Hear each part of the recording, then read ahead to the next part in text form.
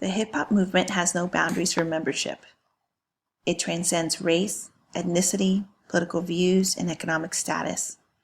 It allows a diverse group from across the world to act with a common glue of thought and action. This common ground enables you to explore their political and social identities, uniting ideas and creative efforts towards change. This commonality has a youth culture, and the sharing of common identities enables an intersectionality of youth's awareness of gender, sexism, religion, oppression, racial and cultural inequalities. Hi, I'm Cindy Foley, and my topic is hip-hop feminism, and I'm hoping to explore the intersectionality of women issues.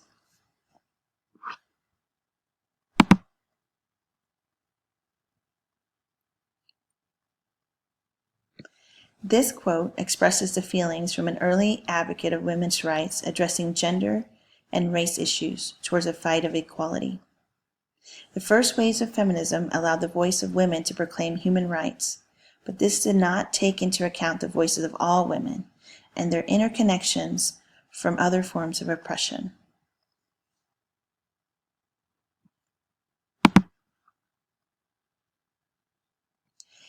The evolution of hip-hop culture is no stranger to controversy.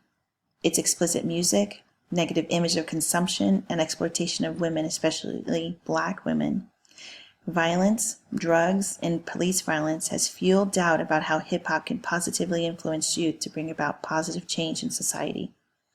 This presentation aims to raise an awareness of how hip-hop has been utilized in the feminist movement as a tool towards diversity and social change. Here's an overview of some of the topics we'll be discussing during the presentation. Some of the core issues, why this is a diversity and social justice issue, and I'll also present a social justice champion.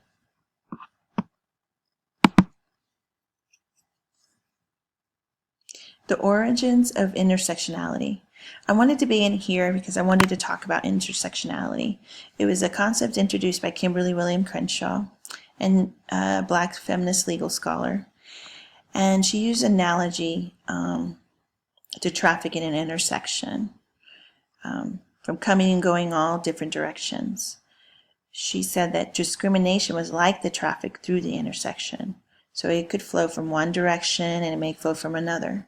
If an accident happens in an intersection, it can be caused by cars traveling from a number of directions and sometimes from all of them. So if a Black woman is harmed because she is in an intersection, her injury could result from sex discrimination or race discrimination. But it is not always easy to reconstruct an accident. So sometimes the skid marks and injuries simply indicate that they occurred simultaneously, frustrating efforts to determine which driver caused the harm. Understanding how the relationships between the systems of oppression affect our multiple identities and social hierarchies of power and privilege. So when we're defining intersectionality, it's a theory or method that identifies that these real-world phenomena of structural and political and representational oppressions intersect. And the big takeaway about this concept is that some individuals with these oppressions do intersect. And so if we're trying to tackle them and find solutions, we cannot solve them alone.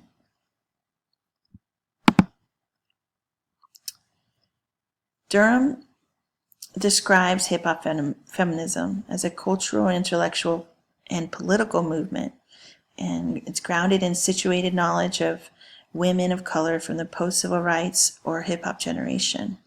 When we refer to hip-hop generation here, we're referring to the generational marker and the cultural art form. So it's the generation, individuals born from 1964, 1980s, where the birth of the culture was created.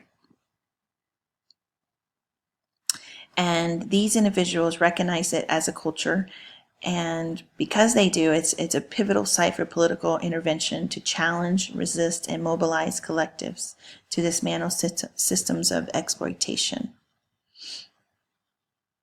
Hip-hop feminism is deeply invested in intersectional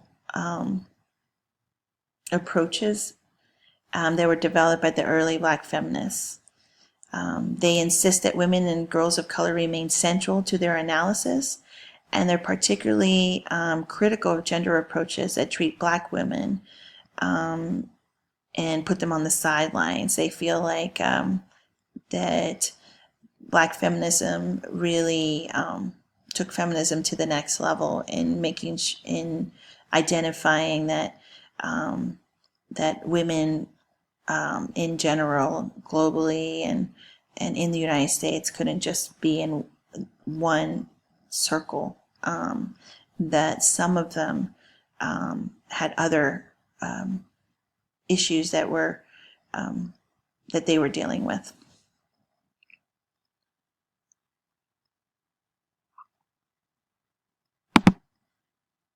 Here's some women issues. The hip hop women, you can see that these are typical feminist issues. And I wanted to talk about the stereotypes about Black women, which include terms like Black Jezebel, exotic, promiscuous. This idea perpetuates that Black women are asking for it when they report sexual assault.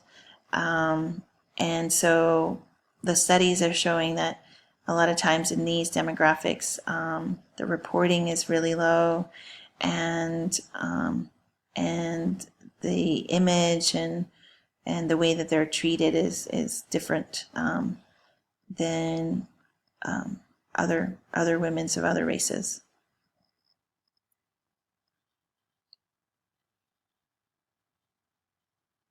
Now, hip hop in the 1980s and 1990s, in general, those issues that they were confronting and expressing in those times are very similar to these issues. So not only are we talking about women issues, but we're talking about issues of affirmative action, not only the wage gap, but the racial wealth gap.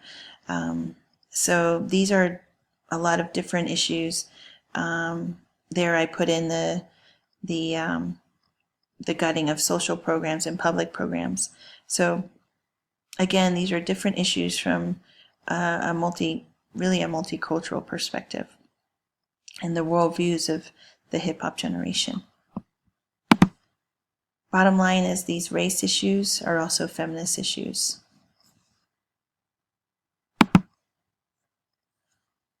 Now, the dominant group and the subordinate groups. Hip hop feminists are trying to have a voice against their dominant group in the United States, primarily white, heterosexual, affluent, slim, able-bodied men and women. And the subordinate group are the devalued and marginalized, racialized minorities, working class, lesbian, gay, transgendered, and those with disabilities.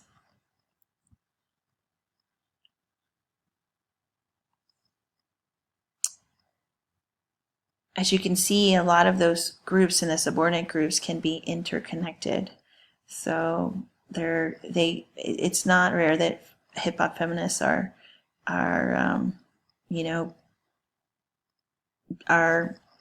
voicing their views on interconnected issues.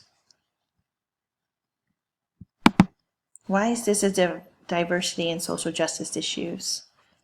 I think this is a good place to put the pros for hip hop feminism as a movement towards increasing diversity and bringing up social justice issues. First is the effective challenges that it has in transforming power structures and social order and widespread cultural practices. When artists are, especially women artists or hip hop artists, are being able to reach out their message to the public in challenging those power structures, I think it's pretty effective. The next one is the proves to be effective intersectional strategy. And I really like this word of percussive. It's a word that it's a percussive movement. It's a word that the social justice champion that I'll discuss about later on in the presentation, the Crunk Feminist Collective uses.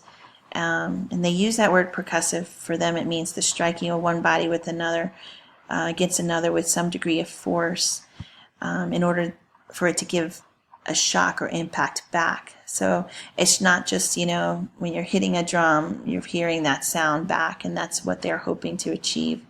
And I thought that was pretty powerful, especially when you're trying to convey an understanding for these complex identities and the difference in experiences of women across women's studies and across academic disciplines and across the world face.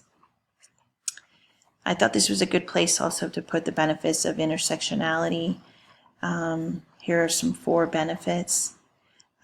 Simultaneity is the concept or benefit that captures how oppressions are experienced simultaneously. Complexity, that's like it focuses on the complexity of the relationships among multiple social groups. You have irreducibility there. What that means is it looks at all the oppressions and it doesn't categorize them or prioritize them. For example, if you're talking about gender and then you're talking about race, maybe putting race above, a gender issue. So if there was a minority woman, a black woman that was having maybe a discrimination lawsuit or something, in this situation, you can connect both and not have, either you would only be able to fight one or the other. And what they're saying is that they're both valid in how this person is being discriminated against. And then the last one is inclusivity. Inclusivity acts as a corrective to against the white solipsism. Basically, this idea that only the white perspective exists and no other one exists. The other pros for hip-hop feminism are listed there. The engages effective grassroots community-based social justice movements across transnational frameworks. Hip-hop culture is a global movement. It's a global youth culture. So the ability for it to transform across the world in order to express women's issues, I think it's a pro. And then lastly, the biggest pro, I think, is the use of the culture because of that as a platform. Allows feminists to connect with women at an earlier age. Here are the cons. The biggest takeaway here is the image of hip hop. The negative image of hip hop really hurts the cause. So trying to fight through those images. Hip-hop feminists are not afraid to explore in the grays, which means that sometimes their message is not what you expect. So my social justice champion is the Crunk Feminist Collective. They're a group of hip-hop generation feminist scholars, and they created a community of scholar activists in a variety of professions who share their intellectual work on online blogs and communities, conferences, and through activist organizations. I think their biggest best practice is their utilization of hip-hop as a tool toward social justice and diversity for women and girls. For my references, it was great exploring this topic, and I look forward to the discussion.